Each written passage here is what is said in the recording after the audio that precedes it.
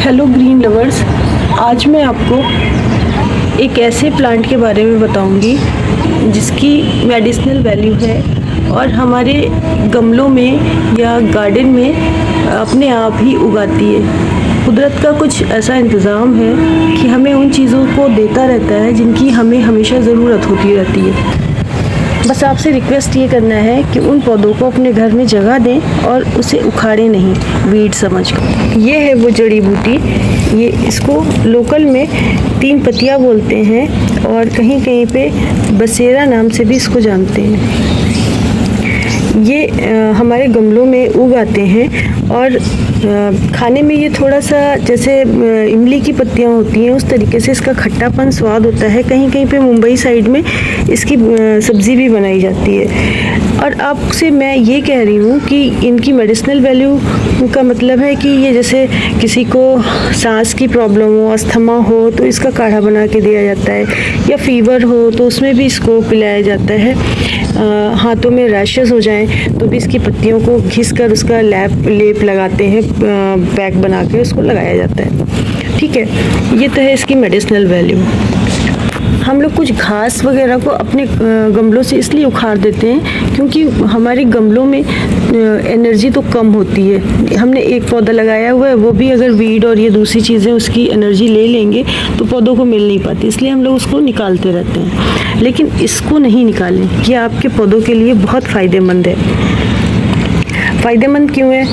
क्योंकि ये जब हवा से नाइट्रोजन लेता है और जब इसमें मिट्टी में डिस्ट्रॉय हो जाता है, वापस से ये इसमें मिल जाता है तो भी नाइट्रोजन देता है। इसलिए ये हवा से जो नाइट्रोजन लेता है तो ये हमारे पौधों को ही देता है और मिट्टी के जो नाइट्रोजन होता है उसके बैलेंस को भी मेंटेन रखता है। इसलिए ये अगर आपके गमले में उग गए तो इसको रहने दीजिए।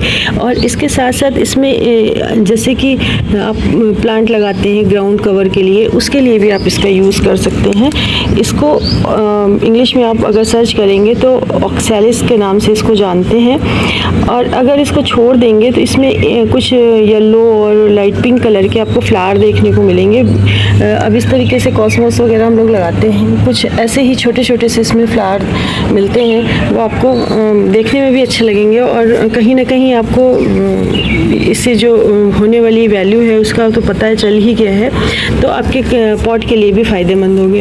हमें अलग से जो नाइट्रोजन देना होता है वो हमें प्रोवाइड करने की ज़रूरत नहीं होगी, उसमें ये हमें कुदरत अपने आप से इन चीज़ों का इंतज़ाम करता है और हमें अलग से उन्हें प्रोवाइड करने की ज़रूरत नहीं होती। और ये हमारे जो बहुत छोटे छोटे पौधे होते हैं, इनको जब हम नाइट्रोजन देते हैं, उनको अगर हम सही ढंग से नहीं दे पाते, उनकी क्वांटिटी ज़्यादा या कम हो जाती है तो भी वो जल जाते हैं पौधे। लेकिन अगर ये सब होते हैं ना तो उन प्लांट में तो हमें देने की ज़रूरत ही नहीं होती। वैसे भी मैं खाद वगैरह बहुत कम ही देती हूँ। किचन कंपोस्ट को अंदर नीचे पॉट में डालने के बाद उसके ऊपर मिट्टी डाल के मैं पौधे लगा देती हूँ जब नीचे से डिकम्पोस्ट हो जाता है। मैंने आपको बताया था पिछले अपने वीडियो में। और साथ में ये सब जब उग आते हैं तो मैं इनको उसी में लगा रहने देती हूँ। वैसे भी मुझे पौधे बहुत पसंद है, मैं तो कोशिश करती हूँ कि वीड भी ना निकालूँ, लेकिन मजबूरी में इस तरीके से वीड निकालनी पड़ती है। अब देखिए ये पॉट है, ये मेरा खाली था, अब इसमें ये वीड निकली हुई है। मैं सोचती हूँ जाने तो ग्रीन है, थोड़ा सा अच्छा ही लगेगा। मैं अभी जब इसमें लगाऊंगी ना तो इन सबको नीचे दबा दूंगी। मुझे बहुत बुरा लगता है कि घास भी मैं ना निकालूं। हाँ, बस सूखे पत्ते चूँकि वो डेड हो चुके हैं तो उनको मैं हटाती रहती हूँ, अदरवाइज़ मैं वीड को तो निकालती नहीं हूँ। और कभी कभी तो मैं कुछ नई वीड जब देखती हूँ तो उसको सर्च करती हूँ तो पता चलता है अच्छा इनकी वैल्यू है, इनकी नहीं। बहरहाल इसकी वैल्यू तो मुझे पहले से सबने बताई हुई थी, तो मुझे इसके बारे में मालूम था। मैंने सोचा इस पर वीडियो बनाऊँ और अपने व्यूवर्स को बताऊँ।